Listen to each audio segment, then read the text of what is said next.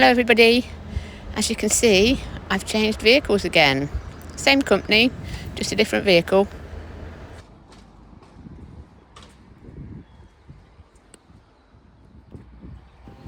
It's very yellow and it definitely looks like a transformer. So the reason for the change is because the company's going through a period of restructuring, change of work, change of drivers, and the driver that was on this has left and the DAF has been sold, so I've been swapped on for this one for a little while. Don't know how long it's for, but I must admit I'm very impressed.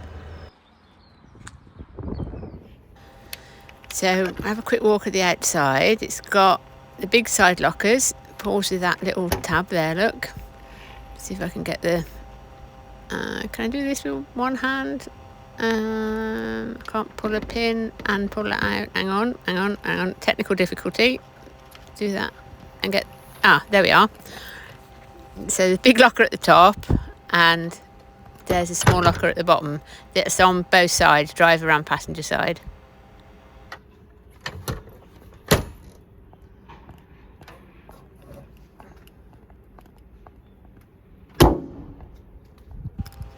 You got the AdBlue tank on this side, and there's a ladder up the back because this lorry used to be on exhibitions and things.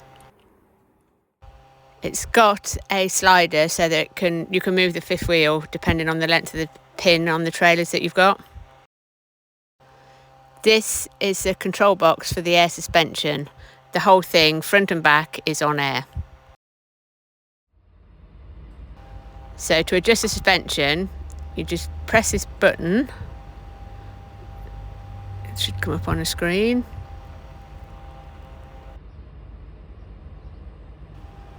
And then from there you can change the levels. Now it is remote control, so what I'll do, I'll get out and I'll show you how it works. So from here, I'm hoping you'll be able to see what's called going into ferry mode.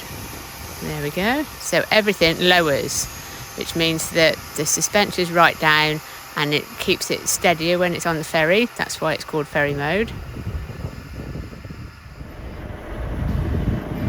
I've had to start it because the air's low, and you should be able to see it go back into the drive position.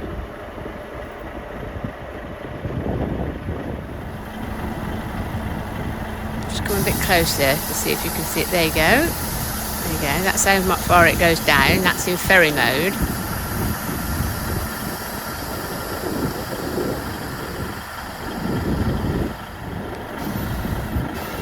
If you watch the white lines, you should be able to see it coming up again. Can you see that? There you go, it's going up. And that's going into drive position. So that's all level, that's ready for driving along now.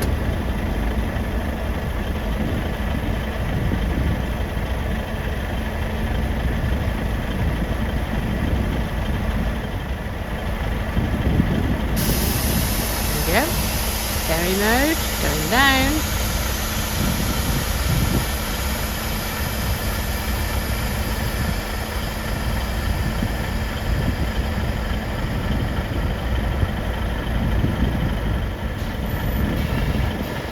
And drive mode, going up. Now you can alter the front and back separately. You can put it higher than I've got it. You can put it different ride heights, set it to your own preference really. While we're on the outside, I've got a Volvo camera there, and then I've got direct vision cameras there, and exactly the same place the other side. This one's got a camera at the back of the cab. That's a forward-facing camera for the insurance purposes, and another Volvo camera at the front of the screen. Volvo ones come up on the infotainment. That's the view of the Volvo one in the footwell. I haven't quite worked out how to get the front one up yet. this is the camera. I can sit down here, give you a better view. That's the camera for the screen for the outside cameras, which on this one has got, it shows it whatever the nearest. So I turn that off. That's the hazard lights I'm putting on, so I turn it off. If I put my left hand indicator on, it tells you this vehicle is turning left, but initially it brings up all the cameras and then just shows you the one that's nearest. It goes off again. So onto the inside, let me find out what I can show you. So we've got storage there, at the front we've got there, that's a storage thing too, and there. Microwave is up there. It's got a built-in TV which goes onto the stereo, which is good. A smoke detector, and there's my family over there. Above the driver you've got the control for the lights, tachograph, exterior lights, those sort of things. The fridge is here. Oh, get it out with one hand. This is the fridge.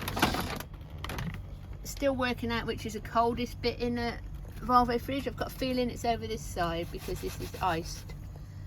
But yeah, got a fridge.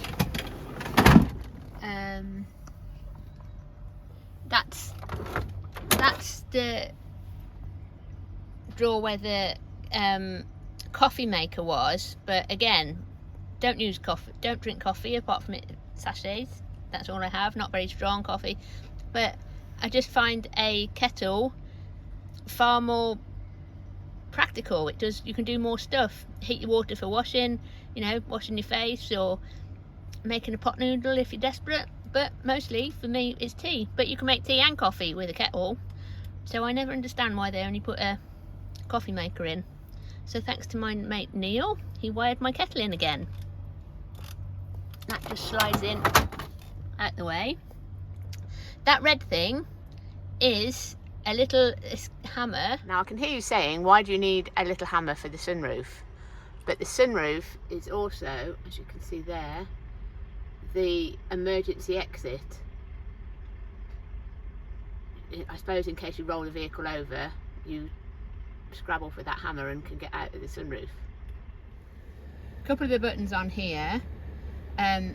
This one is obviously for aircon, so when the vehicle's running you press it like a normal aircon and it works.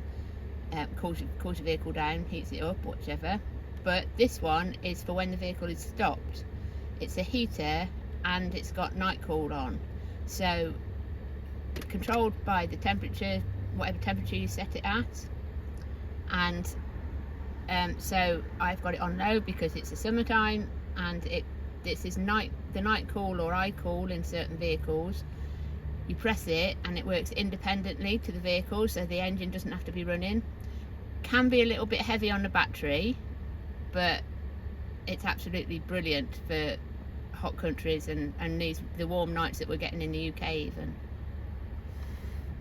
And this, which is something I was searching for when I first got in, is the handbrake. Now, strangely, a thing that I've never come across before, apart from it being so small like that, it also, the handbrake also comes off if you've got it into gear and you put your foot on the accelerator. It holds it for a second and then it starts to move, so you don't always have to release the handbrake. You can just pull off, and a bit like a hill start, but it's very smooth, and it all goes through the system with the gearbox, and the gearbox is absolutely fantastic. Got more storage here. It's my food. Oh, we have a we have a mirror. can't even see the top of my head, look, and I'm stood right in front of it, so I have to bring it down a bit to see me. I think they're used to giants, must be used to giants. So there is a mirror. What else? Oh, this bit comes out. That's for your cup of tea. You put your cup of tea in there. So that's good. And also what this has is a captain seat. What you can do, pull the seat forward a little way. Pull this handle up here, like that. And the chair swivels round. Oh. Like that. Slight adjustments needed. And then you're facing inside. So from there, what you've got is this, and it's a little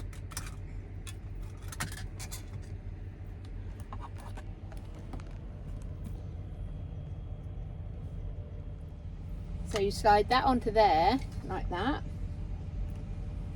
and this is your cable. You unlock it, you put that onto there, close the clip, and there's your cable. It moves around, you can move it either way. You can have it, you can have your table there if you're in bed, you can have your table, or you can sit here, do your work, and that comes up. You've got your table there, and you can lift that up higher or lower if you're taller than me. Swing it round, lift it up. If you're lying in bed, you can lift it up and swing it round and just secure it in a higher position, which is quite clever, I think.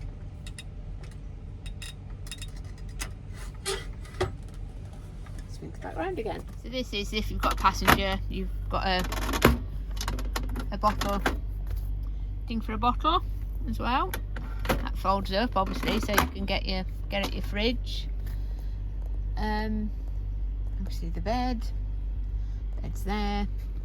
The seats have got an air cooling system in the back, so they've got a switch on the side that you can have the air coming out, but because of these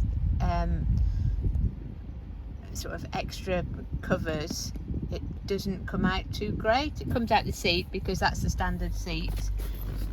It comes out the seat, the cooling thing comes, and the heater comes out the seat, but it doesn't come out the back too great because these posh covers it's got on. That's where the coffee maker was, which again I've took out, and I put my friend Neil has wired my kettle in for me, which is, to me, is a much better idea. The gearbox on this is ishift, and it's absolutely amazing, really smooth. Couldn't ask for a better gearbox, apart from a manual, but that's just me being old and preferential. It does have a power button as well. The gearbox on this is absolutely amazing. Sometimes you don't even feel it changing gear. Like I said, it's got the power button, which is brilliant. I mean, the Scania's got a power button, the DAF hasn't. So although the DAF was a 530, you hit a hill and it just loses it completely at the bottom of the hill. This one, you see the hill coming, you press the power button, it will knock it down a gear, and it just keeps it going up the hill. And then when it gets to the sort of brow of the hill, it doesn't need the power to pull it anymore. It will just automatically go down to a normal drive. It's also got a kick down on the accelerator, so if you've got your foot on it normally and then you push it to the floor, it will drop a gear and then pull away, which is something that the DAF just doesn't have, and it could not, even though this is a 540, that was a 530.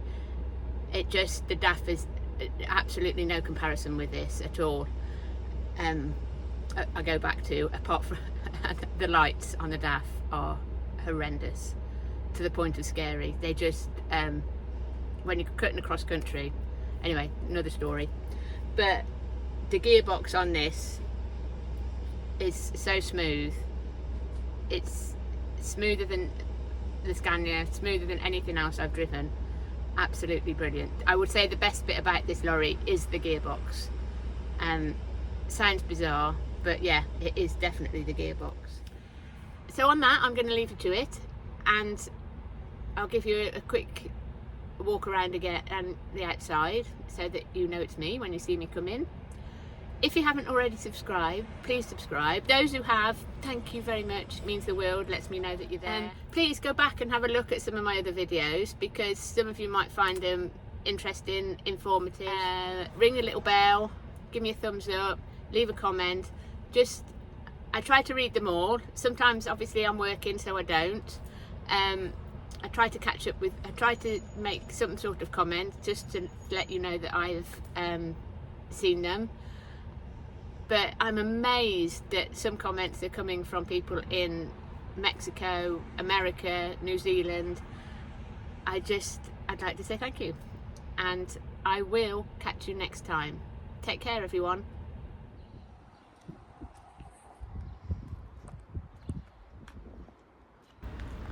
So yeah, I do think it looks smart. Definitely got a rhubarb so I can visit my sister whenever. Anybody got a load to Western Australia? That'll be my job. I'll go there. See you soon. Bye.